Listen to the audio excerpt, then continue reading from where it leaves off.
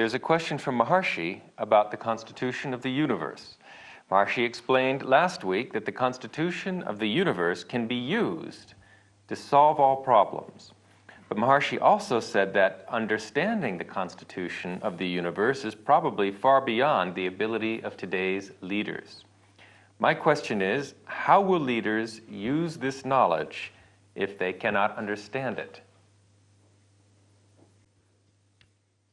Just because they are leaders, they have the desire to help their people whom they understand they are less educated, they can't think so much, and he is a leader, he can think for them. Just because of his own desire, he will be able to whisper to them this knowledge of the constitution of the universe. Now, just I give you in one word. It's very interesting. In one word, I would like to mention to you the total field of the program and principle, both things, principle and program, that means science and technology, of the constitution of the universe. Listen to that one word. The other day I said one syllable, and that syllable I counted to be A.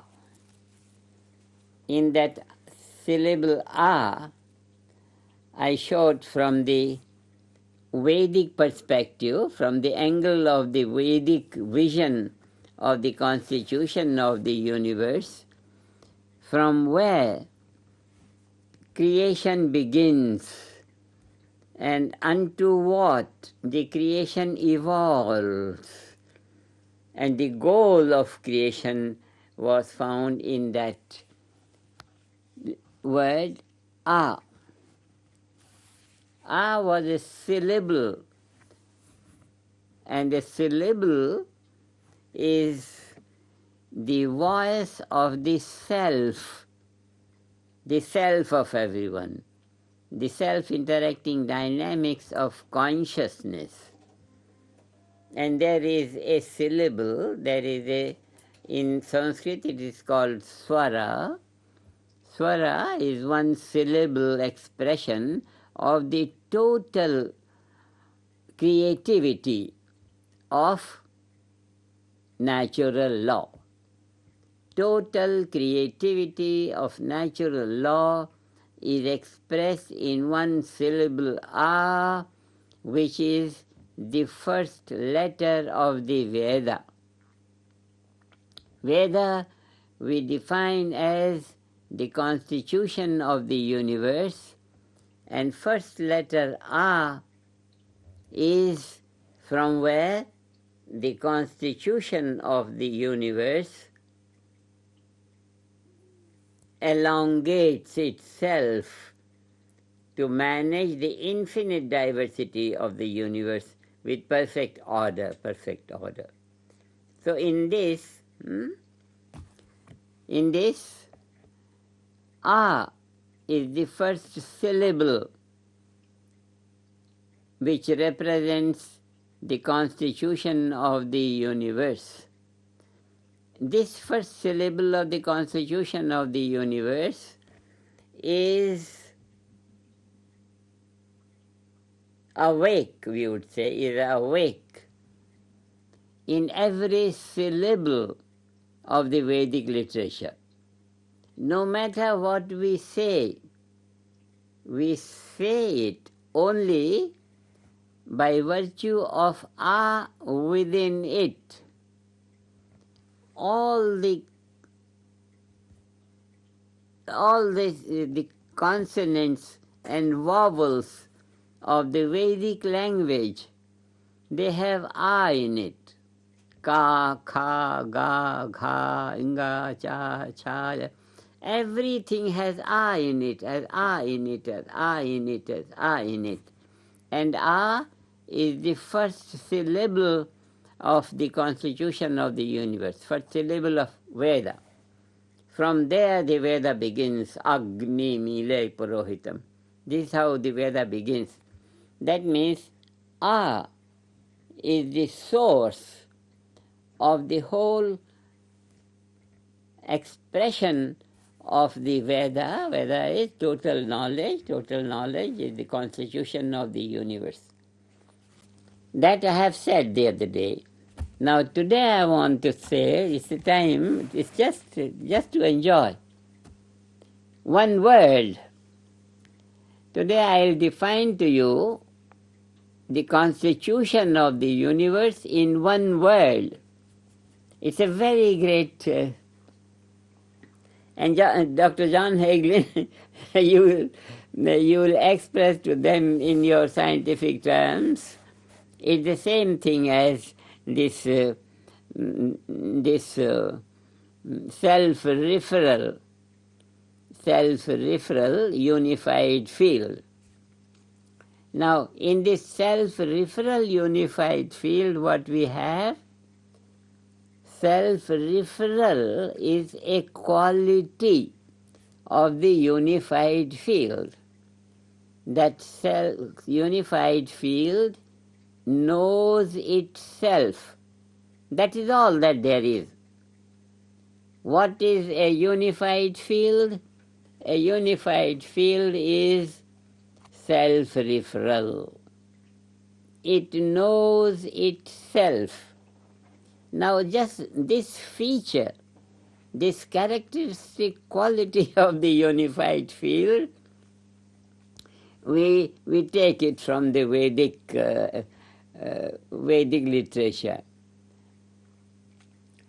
From the Vedic literature I pick up one word, and that is smriti.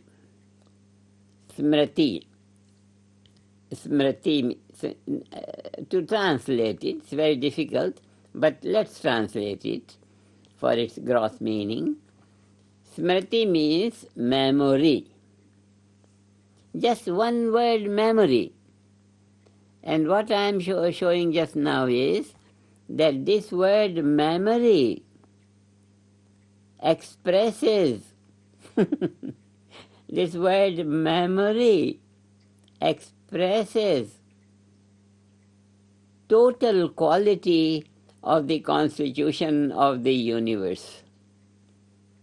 Total quality of the constitution of the universe, in whatever way we want to say. If we say science, fine.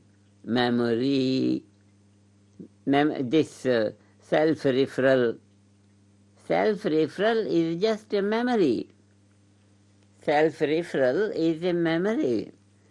We say memory because self-referral is awareness, but that awareness is silent awareness. Self-referral is silent awareness of the totality of whatever we call that constitution of the universe. And this constitution of the universe is an eternal reality. It's not of yesterday, it's not of today, it's not of tomorrow, it's not of any time. No time is assigned to it. It's an all-time reality. It's a timeless, unbounded eternity. Timeless, unbounded eternity in the quality of memory, memory, memory. In the Vedic literature, it is smriti, smriti, smriti. Where is this smriti? Where is this memory? What is the material in which this quality of memory is lively. What is that material? That material is called that material is called ancient. In Sanskrit it is called Puran. Puran. Puran means ancient. It's just this ancient. If we want another word for it, just for our understanding, we would say unmanifest. Unmanifest. Unmanifest. Because anything that is manifest, it comes within boundaries. Boundaries. So, that being eternal, ancient, ever the same, it is infinity. Same thing.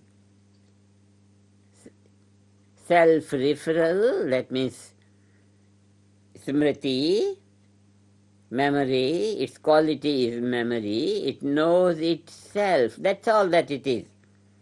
It knows itself. Anything that knows itself, now mark the conclusion sort of thing. Anything that knows itself,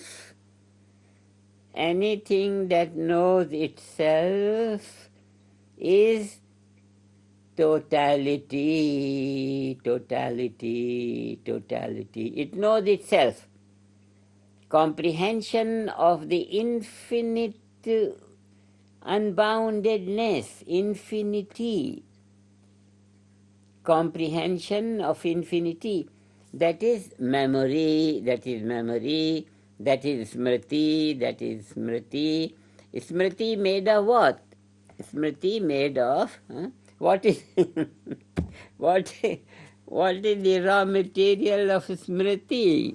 Raw material of smriti is called Puran. It is that ancient, say, ancient, eternal, infinite, unbounded, unboundedness, self-referral, unified field. It is known as Smriti. So Smriti, Puran, Smriti is made of Puran. Puran is the material in which this Smriti is there. And Puran is beyond space and time, beyond space and time, Smriti. And then the Smriti, which is a silent quality, knowing itself.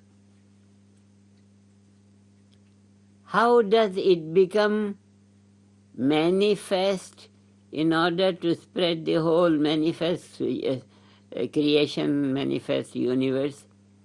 How? Through its own expression. It is called Svara.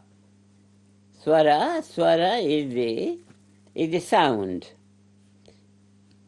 And then the sound has 8 sounds, and the whole story is there in a very systematically evolved story.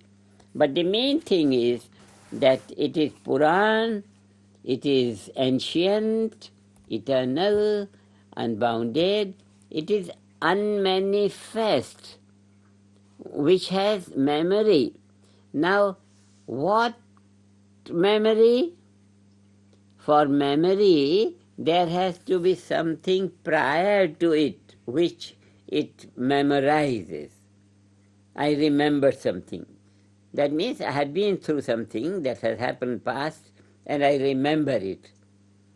So, when the unmanifest, it is a very crucial point, huh? Pay attention to it. When the memory is located in the unmanifest, just listen, when the memory is located in the unmanifest, that means the unmanifest had something before that it remembers. This is constitution of the universe. That means, in Sanskrit there is a very beautiful, one simple expression how it works. The expression is yatha purvam akalpayat. Yatha purvam akalpayat. This Puran, this ancient, it has a memory of what it has as it was before. Here is the clue. Clue means here is an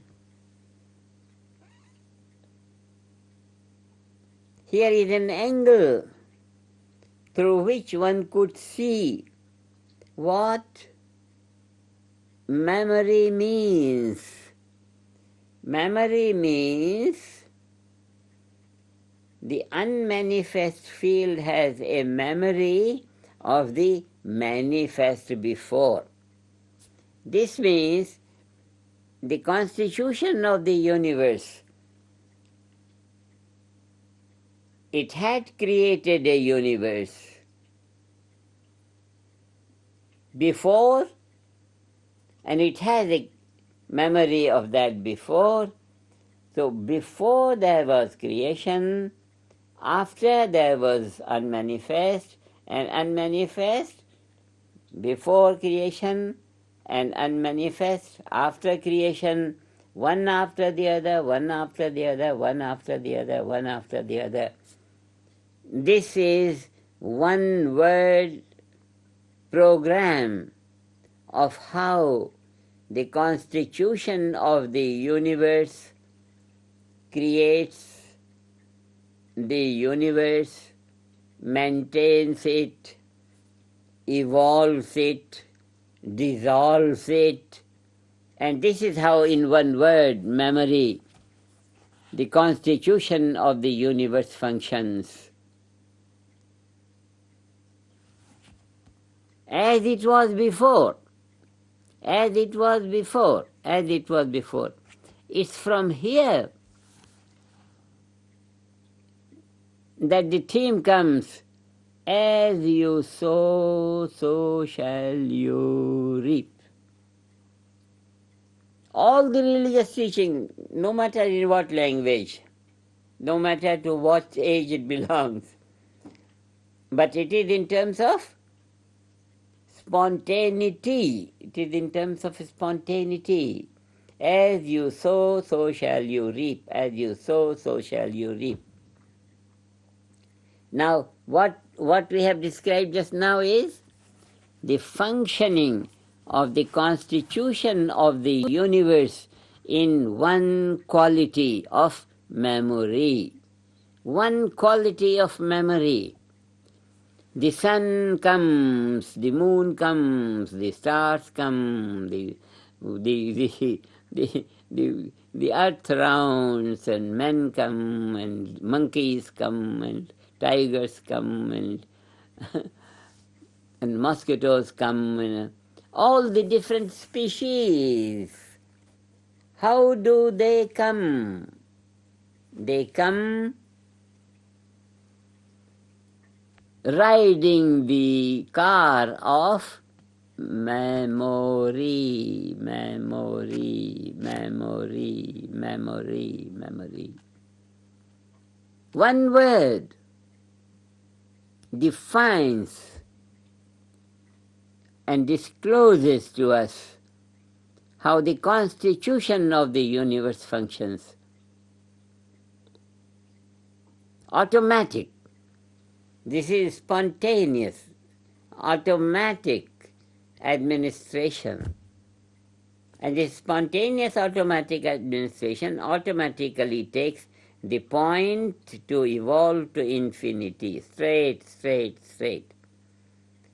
Any human element disturbs it and makes it deviate from the path of evolution of bliss. It deviates, it deviates, deviates, deviates. So the constitution of the universe to incorporate in our life, so spontaneous, so simple, so common, only one has to have the awareness, innocently fully awake.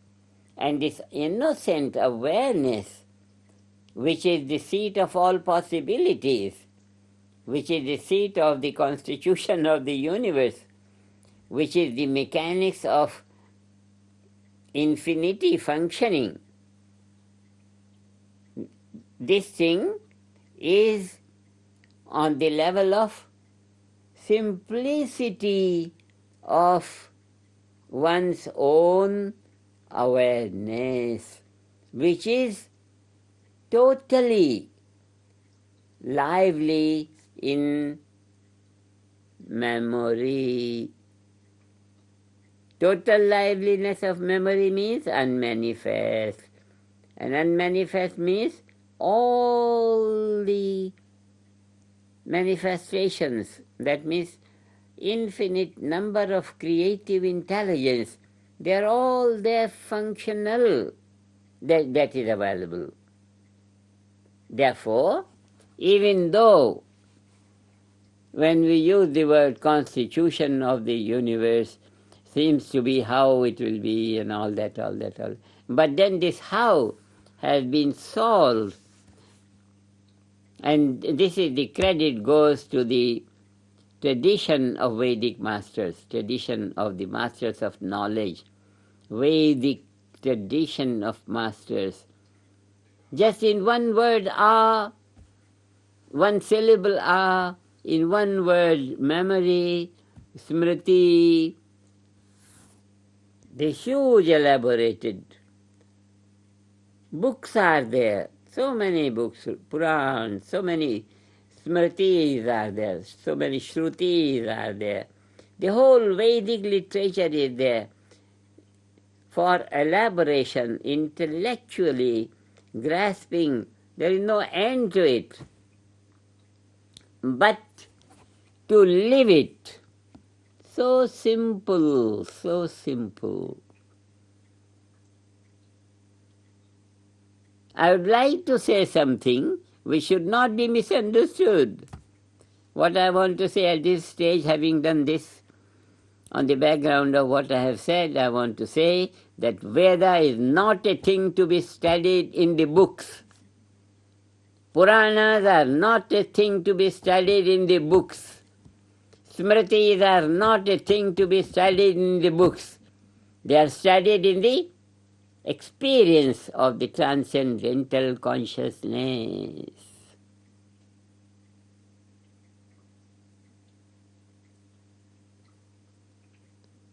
It's much easier to be than to know.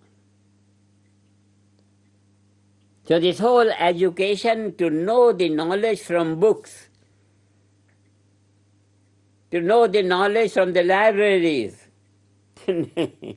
How big library. The waste of human talent. Human talent is divine.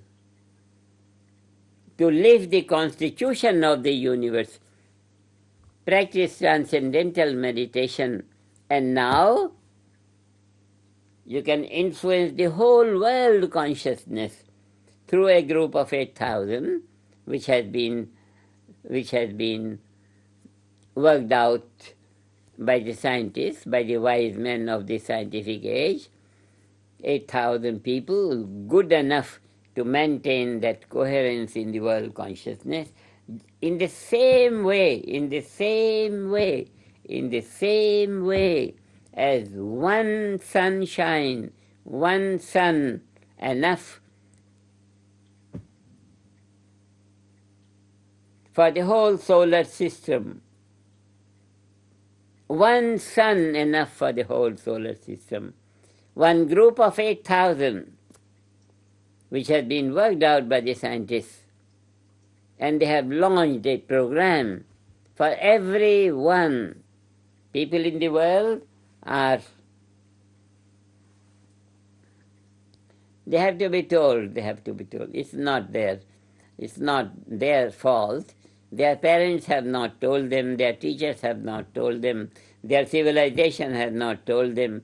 So that is, they are not to be blamed. Nobody has to be blamed.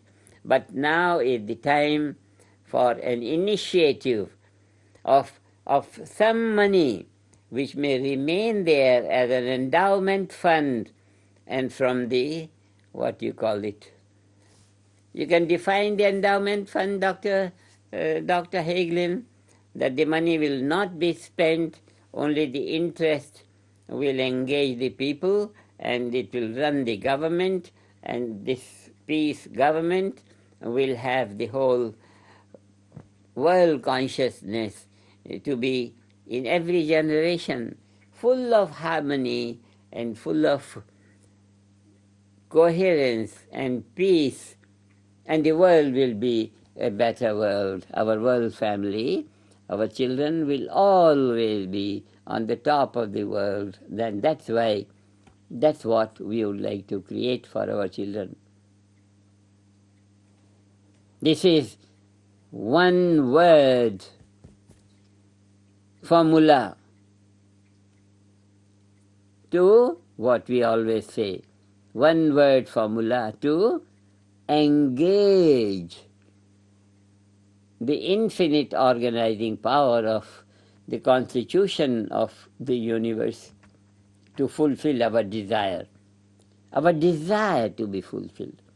The practice of transcendental meditation, it takes our awareness to that quiet level, which is unmanifest level, where all the memories are fresh. You can pick up this memory or that memory or that memory or that memory.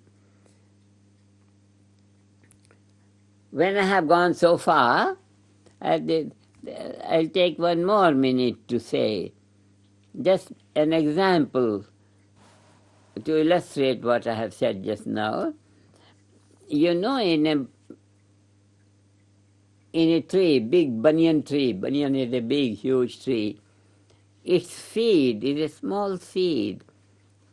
And if you break the seed, what you find inside is hollowness, complete hollowness. Take this hollowness to be like the unmanifest which we have described, unmanifest. This hollowness, this unmanifest field, has the memory of all the innumerable leaves and branches and fruits and flowers of the whole banyan tree. So the whole banyan tree, in the memory form, is there in the hollowness of the seed. Like that is the quality of memory. And this memory is hollowness, is nothingness, it's transcendental. There is no space-time boundaries, no distinctions. It's all flat nothingness. All flat nothingness inside the hollowness of the seed. Like that is the ancient, like that is the unified field of all the laws of nature. Unified field of all the laws of nature. Self-referral unified field. There is no boundaries, there is no structure, nothing except being. We say being, transcendental being, inside the hollowness of a banyan seed.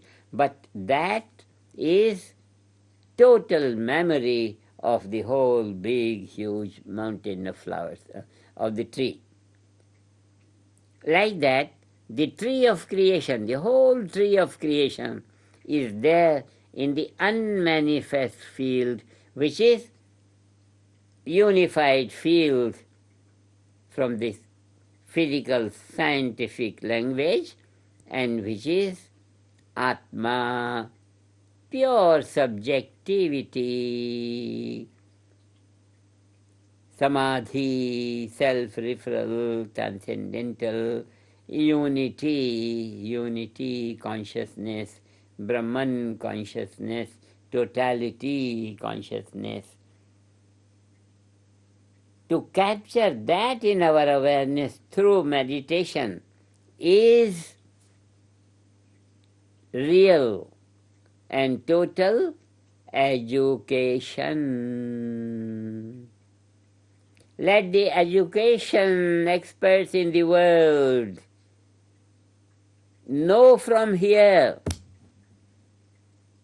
that education through books, book learning, is a waste of time in the sense that you cannot gather total knowledge through reading. Libraries are a waste of gesture as far as the knowledge is concerned. That knowledge is a waste of life. What is use of life is to be in the state of total memory of all possibilities, from where the whole creative process is commencing all the time, and all that.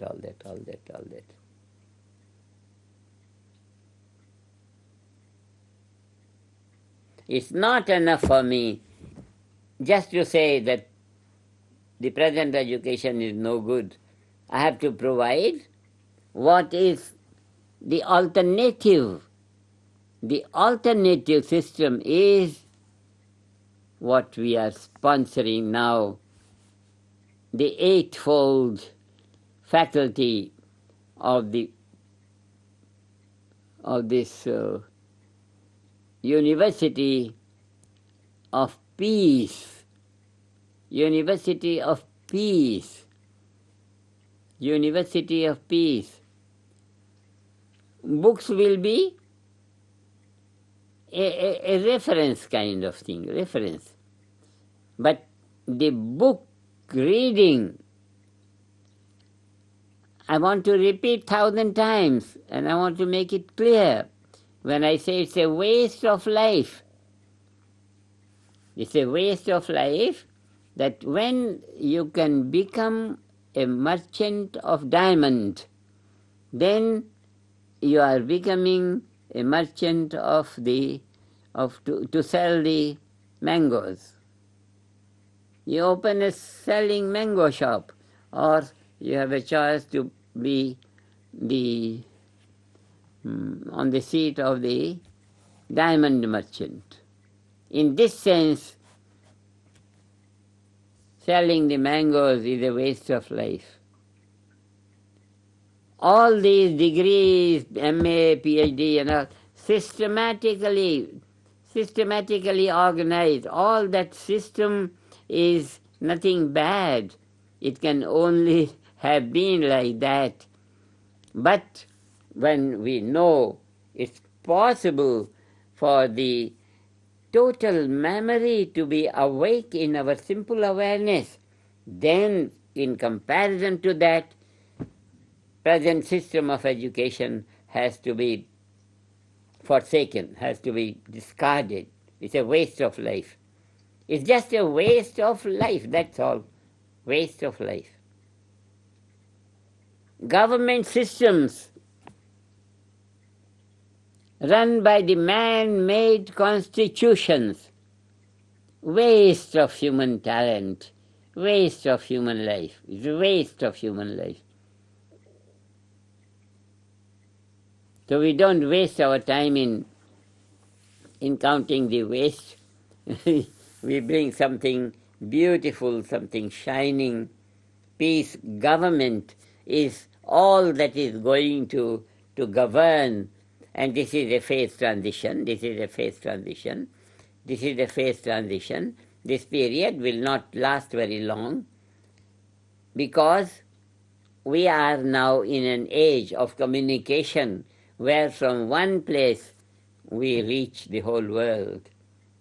In this time, through the proper utilization of the communication system available to us, we will see that very soon everyone will be awarded with this, with his own birthright to enjoy. And all these existing themes, this and this and this, waste of life, waste of life.